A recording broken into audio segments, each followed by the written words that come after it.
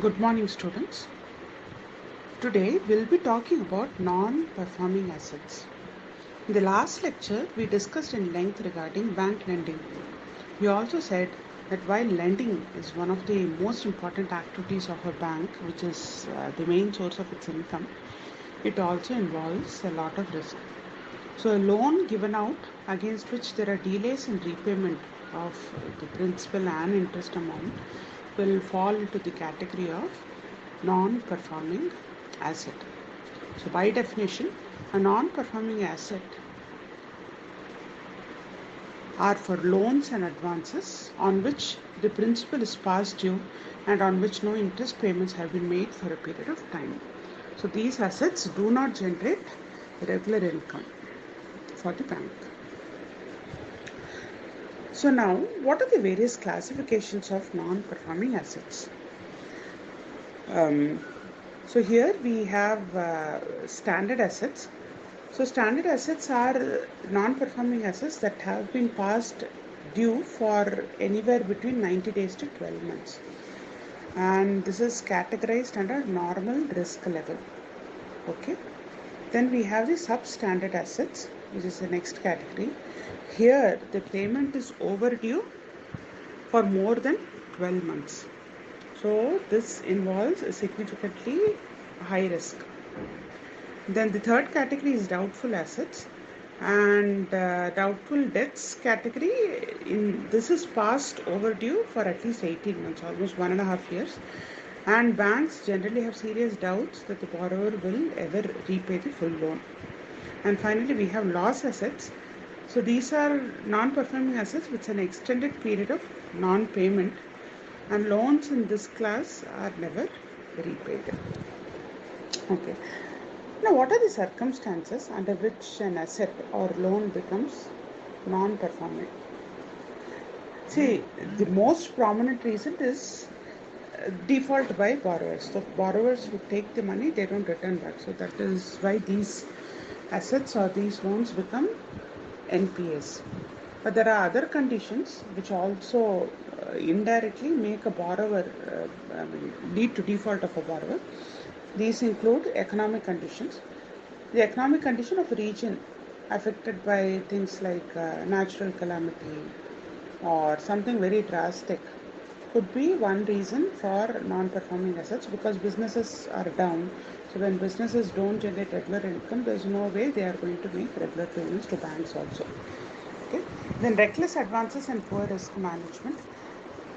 So advances sanctioned just to meet the targets. When the staff involved in working out advances do this, it is not a very healthy sign. Sometimes banks provide loans to borrowers with bad credit history also, and in such cases there is high probability of default. Then also the next reason is lack of proper monitoring post sanctioning of loans. So whether the funds are being used for the right purpose or properly directed, and any signs that things are going wrong that is not immediately caught and action not taken on such things also lead to NPAs. Then mismanagement. So many times ill-minded borrowers bribe bank officials. So it is a question of integrity on the part of bank officials.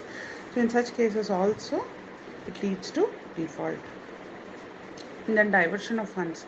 Many times borrowers will borrow money for some purpose and will divert it for something else, and it is very hard to recover in such cases. And one more thing is lack of coordination. So between banks and other financial institutions, they don't work in a very coordinated manner. So if there is some update with one of the financial institution regarding default by the borrower, it always helps if in the ecosystem a general update is shared with others also who have shared money with the same borrower. And similarly, there are other areas where the banks and financial institutions can come together and coordinate for better implementation of loan policies. And then undue delay. So public sector banks first classify the NPAs as substandard. Okay, then after a certain period of time only, they will call it doubtful. Then again after few years it is declared as loss asset. So the time loss in all these phases causes huge damage, and with each time you delay, there is also lesser possibility of recovery. So if it is handled proactively, then the chances of NPS definitely come down. So next is, what is the impact of non-performing assets? The impact of NPS can be classified as impact on banks, the industry in general, and the economy. So as far as the banks are concerned, obviously this leads to reduced profitability, and also it affects banks' credibility. So massive amount of NPS bring down the capital base of public sector banks, because little bit provision is made to absorb such losses. But if it is going to be on a large scale, it's going to be very difficult. And the problem is, it might become chronic and destabilize the confidence of depositors. They might also want to withdraw their deposit with the banks. Okay. And then higher amount of NPS also pressurize banks to decrease the interest rate on saving deposits to increase the margin. So what they do to the customers, they will start reducing the interest rate. They will not give them good interest rate. So what happens? Banks and other places like mutual funds, they all are now on the same level for a customer. So lower interest rates may result in diversion of funds from the bank's customer from So lower interest rates may result in diversion of funds from the banking sector to non-banking sectors. So this further erodes the capital with banks. Then the impact of NPA on industry. What happens is banks become reluctant. So when continuously industries they borrow and they don't refund, they become reluctant to fund the needs of industrial sector, thus hampering its growth. In fact, in the past also we have seen in cases of micro, small and medium enterprises, MSME sector, the credit from bank actually shrank drastically.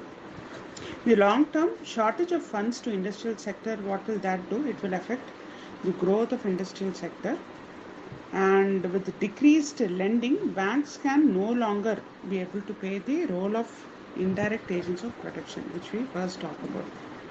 And what happens to the economy? Strong banking sector is one of the most significant prerequisite of a strong economy, because it channelizes savings into investment.